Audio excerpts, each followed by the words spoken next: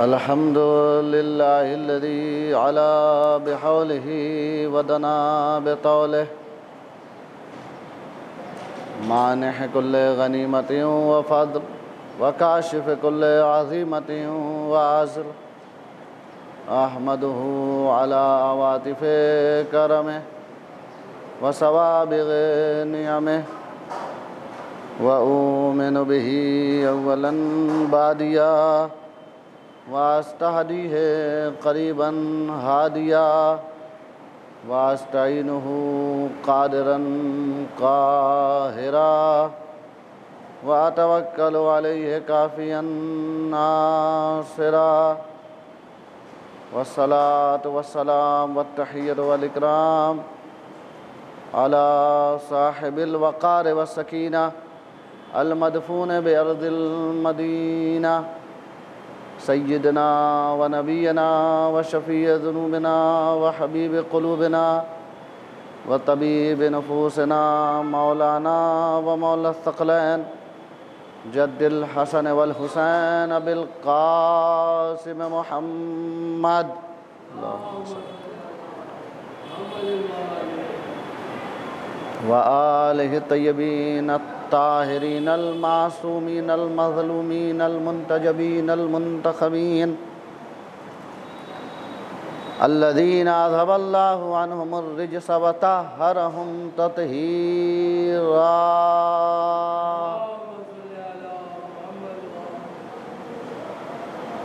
واللعنة الدائمة الباقية على أعدائهم وقتلتهم وغاصب حقوقهم ومنكر فضائلهم ومصائبهم أجمعين من الآن إلى صباح يوم الدين أما بعد فقد قال رب العالمين في كتابه المبين بسم الله الرحمن الرحيم شهر رمضان الذي أنزل فيه القرآن هدى للناس وبينات من الهدى والفرقان فمن شهد منكم الشهر فليصمه ومن كان مريضا أو على سفر فعدة من أيام أخر يريد الله بكم اليسر ولا يريد بكم العسر ولتكملوا العدة ولتكبروا الله على ما هداكم ولعلكم تشكرون صلوات محمد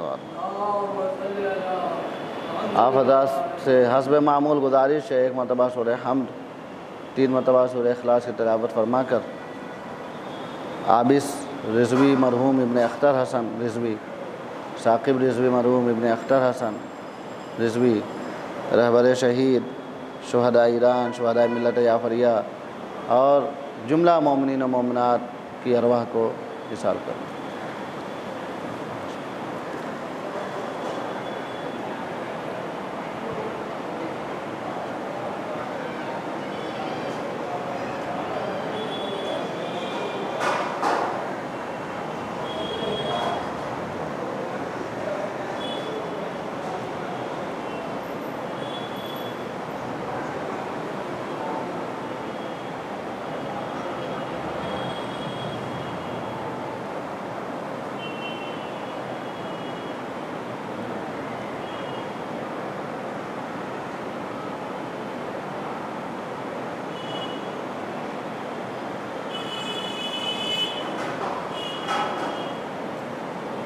ماہ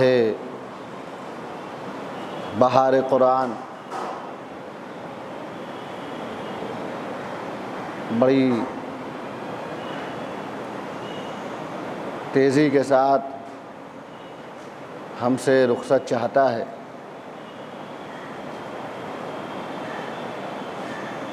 بس 2 سے 3 دن رہ گئے ہیں مسلسل گفتگو عظمت قرآن منزلت کتاب خدا اور قرآن شناسی کے عنوان سے رہی اللہ ہم سب کو توفیق دے کہ ہم جس طرح ماہ رمضان میں قرآن سے مانوس رہے قرآن کی زیادہ سے زیادہ تلاوت کی توفیق حاصل ہوئی، اسی طرح ہم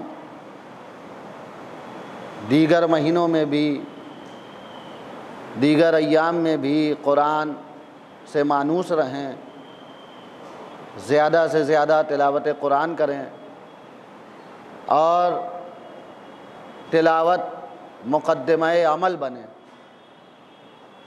تلاوت کے بعد منزل ہے قرآن کے بتائے ہوئے احکام و فرامین پر عمل کرنے کی۔ جب انسان قرآن پر عمل کرے گا تو اس کا وجود قرآنی وجود ہو جائے گا، اس کا پیکر قرآنی پیکر ہو جائے گا، اس کی شخصیت قرآنی شخصیت ہو جائے گی۔ پھر انسان ہر شخص کی نظر میں عزت دار ہوگا، ہر انسان اس سے محبت کرے گا، اس لیے کہ قرآن دستور حیات ہے، قرآن منشور زندگی ہے۔ اگر انسان قرآن پر عمل کرے تو انسان مر تو سکتا ہے لیکن اس کا وجود، اس کی شخصیت ہمیشہ زندہ رہے گی۔ کیوں؟ اس لیے کہ قرآن ہمیشہ باقی رہنے والی کتاب، لِأُنذِرَكُمْ بِهِ وَمَنْ بَلَغَ، تا قیام قیامت یہ کتاب باقی رہنے والی ہے، اس کا محافظ خود خدا ہے۔ اسی عنوان سے میں نے ایک سورے کا انتخاب کیا، مختصر سورہ حجرات، قرآن مجید کا 49واں سورہ، اور کل اس کی پہلی آیت پر گفتگو ہوئی۔ چونکہ اس سورے میں اخلاق و آداب کی تعلیم دی گئی ہے، پہلی آیت پھر ثواباً تلاوت کیے دیتا ہوں۔ بسم اللہ الرحمن الرحیم، یا ایھا الذین آمنوا لا تقدموا بین یدی اللہ ورسولہ واتقوا اللہ ان اللہ سمیع علیم۔ اے صاحبان ایمان، اللہ اور اس کے رسول سے کسی امر میں آگے نہ بڑھنا، اللہ اور اس کے رسول کا جو حکم ہو سر تسلیم خم کر دینا، اللہ اور اس کے رسول کا جو فیصلہ ہو اسے دل سے قبول کرنا، دل سے قبول کرنے کی بات ہے۔ کیونکہ سورہ نساء کی ایک آیت میں ارشاد ہوا، فَلَا وَرَبِّكَ لَا يُؤْمِنُونَ حَتَّى يُحَكِّمُوكَ فِيمَا شَجَرَ بَيْنَهُمْ ثُمَّ لَا يَجِدُوا فِي أَنفُسِهِمْ حَرَجًا مِّمَّا قَضَيْتَ وَيُسَلِّمُوا تَسْلِيمًا۔ آپ کے پروردگار کی قسم، یہ ہرگز مومن نہیں ہو سکتے، اس وقت تک مومن نہیں ہو سکتے جب تک یہ اپنے تنازع میں، اپنے معاملات میں آپ کو حکم نہ بنائیں، منصف نہ بنائیں۔ اور جب آپ حتیٰ یحکموک فیما شجر بینہم ثم لا یجدوا فی انفسہم، جب آپ کا فیصلہ ہو جائے تو ان کے دل میں کوئی رنجش نہ رہے، دل سے قبول کرنا ہے۔ بعض احکام خدا ایسے ہیں کہ ہم دل سے قبول کرنے پہ راضی نہیں ہیں۔ سامنے کی مثال یہی ماہ مبارک رمضان، بہت سے ایسے افراد ہیں جن کا ایمان کمزور ہے، جب 30 دنوں کا ماہ مبارک رمضان شہر اللہ آتا ہے تو وہ کہتے ہیں یہ 30 دن بھوکے رہنا، پیاسے رہنا سمجھ میں نہیں آتا۔ بھئی اگر قرآن کا حکم ہے، خدا کا حکم ہے، رسول کا حکم ہے، تو سمجھ اور نہ سمجھ آنے والی بات ہی نہیں ہے۔ ہماری سمجھ کا معیار ہی کیا ہے؟ ہماری عقل کسی شمار کے قابل نہیں ہے۔ جو خالق عقل ہے، اگر وہ 1 مہینے روزے کا حکم دے رہا ہے تو اس کا مطلب یہ ہمارے لیے مفید ہے۔ یہ الگ بات ہے کہ ہمیں سمجھ نہیں آتا، یہ ہمارے لیے مفید ہے۔ کیوں؟ اس لیے کہ پروردگار جو اپنے بندوں سے ماؤں سے 70 ماؤں سے زیادہ محبت کرنے والا ہے، وہ پروردگار ہمیں بھوکا رکھے، ہمیں پیاسا رکھے، ہمیں حلال اور مباح چیزوں سے پرہیز کرنے کا حکم دے، عقل قبول کرتی ہے؟ نہیں، وہ چونکہ بہت زیادہ محبت کرتا ہے اور وہ خالق موت و حیات ہے، لہذا وہ محبت کرنے والا پروردگار جانتا ہے کہ اسے کتنے دن بھوکے رکھنا ہے، کتنے دن پیاسے رکھنا ہے، کس وقت سے لے کے کس وقت تک اسے بھوکا رکھنے میں اس کی حیات ہے، اس کو پیاسا رکھنے میں اس کی روح کی نجات ہے، وہ پروردگار جانتا ہے۔ یا ایھا الذین آمنوا لا تقدموا بین یدی اللہ ورسولہ واتقوا اللہ ان اللہ سمیع علیم۔ آگے نہ بڑھنا اور اللہ سے ڈرتے رہنا، ان اللہ سمیع علیم، بے شک اللہ سننے والا بھی ہے، جاننے والا بھی ہے۔ اس کے بعد والی آیت، دوسری آیت، یا ایھا الذین آمنوا لا ترفعوا اصواتکم فوق صوت النبی ولا تجہروا لہ بالقول کجہر بعضکم لبعض ان تحبط اعمالکم وانتم لا تشعرون۔ اے صاحبان ایمان، لا ترفعوا اصواتکم، پیغمبر کی بزم میں بیٹھنے کے آداب سکھائے جا رہے ہیں۔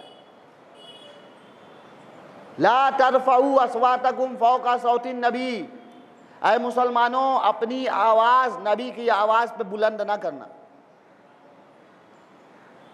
ولا تجہروا لہ بالقول کجہر بعضکم لبعض، اور دیکھو رسول کے سامنے ویسے بات نہ کرنا جیسے دوسروں سے بات کرتے ہو۔ ان تحبط اعمالکم، یہ ظاہراً ایک چھوٹا سا عمل دکھائی دینے والا چھوٹا سا عمل، اس کا اثر کیا ہوگا کہ ان تحبط اعمالکم، تمہارے اعمال برباد ہو جائیں گے، تمہارے اعمال حبط کر لیے جائیں گے، وانتم لا تشعرون، اور تمہیں خبر بھی نہیں ہوگی۔ نبی کی آواز پر اگر کوئی اپنی آواز بلند کرتا ہے تو وہ چاہے جتنا بڑا مومن ہو، وہ پھر مومن نہیں رہے گا، اس کا ایمان مخدوش ہو جائے گا، اس کی نماز حبط کر لی جائے گی، اس کا روزہ برباد ہو جائے گا، اس کے اعمال خیر رائگاں ہو جائیں گے۔ کیوں؟ اس لیے کہ اس نے اپنی آواز نبی کی آواز پر بلند کی ہے۔ صرف یہ نہیں کہ نبی کی آواز پر اپنی آواز بلند نہ کرو، بلکہ نبی کے سامنے اگر دوسروں سے بھی بات کرو تو دھیمی آواز میں بات کرو۔ دوسری جگہ ارشاد ہوتا ہے لا تجعلوا دعاء الرسول بینکم کدعاء بعضکم بعضا، نبی کے پکارنے کو دوسروں کی طرح نہ سمجھو۔ اس میں 3 تفسیر کی گئی ہے۔ ایک کہا گیا کہ نبی کا پکارنا مراد ہے، یعنی جب نبی پکاریں تو ان کا پکارنا دوسری طرح نہ سمجھو کہ نبی تمہیں پکار رہے ہیں اور تم آواز نہیں دے رہے ہو، نہیں، جب نبی پکاریں تو فوراً لبیک کہو، جب نبی پکاریں تو فوراً ان کی بارگاہ میں حاضر ہو جاؤ۔ ایک یہ تفسیر ہے۔ دوسری تفسیر ہے لا تجعلوا دعاء الرسول، نبی کو پکارنا دوسروں کو پکارنے کی طرح مت رکھو۔ جب نبی کو پکارو تو اپنے دوستوں کی طرح نہ پکارو، جیسے اپنے بھائیوں کو اپنے دوستوں کو نام لے کے پکارتے ہو۔ نبی کو یا محمد کہہ کے نہ پکارو، ادب اور احترام کے ساتھ پکارو، یا رسول اللہ کہو، یا نبی اللہ کہو۔ یہ ایک تفسیر۔ تیسری تفسیر یہ ہے کہ نبی کی دعا کو اپنی دعا کی طرح نہ سمجھو، نبی کی بد دعا کو اپنی بد دعا کی طرح نہ سمجھو۔ تمہاری دعا قبول ہو کہ نہ ہو کوئی خبر نہیں، لیکن نبی کی دعا قبول ہونے والی ہے۔ لا تجعلوا دعاء الرسول بینکم کدعاء بعضکم بعضا۔ نبی کا احترام یوں سکھایا جا رہا ہے کہ نبی کی بزم میں شور و غل نہ کرو، ہنگامہ نہ کرو۔ یہ افسوس کا مقام ہے کہ نبی کی بزم میں جب نبی کا آخری وقت تھا تو اصحاب کے درمیان نزاع ہو گیا، قلم اور دوات کے معاملے کو لے کر، یہاں تک کہ نبی کو کہنا پڑا قوموا انی، میرے پاس سے چلے جاؤ، اٹھ جاؤ۔ قرآن کی آیت دیکھیے اور ان مسلمانوں کا تنازع، شور و غل دیکھیے۔ اب عالم اسلام انصاف سے بتائے، قرآن کہہ رہا ہے ان تحبط اعمالکم، نبی کی بارگاہ میں نبی کی آواز پر اپنی آواز بلند کی تو تم سب کے اعمال برباد ہو جائیں گے۔ اب تاریخ کا مطالعہ کیجیے اور دیکھیے کس نے نبی کی بزم میں اپنی آواز بلند کی، اور اتنی بلند کی کہ نبی کو تکلیف ہوئی، کہنا پڑا قوموا انی، چلے جاؤ یہاں سے۔ کیا ان کے اعمال باقی رہے؟ کیا ان کے اعمال ہبط نہیں ہوئے؟ کیا ان کے اعمال برباد نہیں ہوئے؟ لیکن بعض ایسے بھی تھے، نبی کا احترام نبی یوں کیا کہ جب اس آیت کا نزول ہوا ہے تو بعض افراد جن کی آواز تیز تھی، بعض افراد کی آواز بلند ہوتی ہے، وہ جب بات کرتے ہیں تو ان کی آواز میں زور ہوتا ہے، تو وہ ڈر کے مارے گھر بیٹھ گئے، کہنے لگے قرآن کا یہ حکم ہے کہ نبی کی آواز پر آواز بلند نہ کرو، اور ہماری آواز بلند ہوتی ہے۔ جب نبی کو پتہ چلا تو نبی نے کہا نہیں، چونکہ تمہاری آواز بلند ہے، تمہارا مقصد بے ادبی نہیں ہے، تمہاری آواز بلند ہے۔ اسی طرح ثابت ابن قیس نبی کے خطیب، اسی طرح مؤذن رسول جناب بلال جب اذان دیں گے تو بلند آواز سے دیں گے۔ یہ ان لوگوں سے مستثنیٰ ہے، یہاں لا ترفعوا اصواتکم فوق صوت النبی بے ادبی کے لیے ہے۔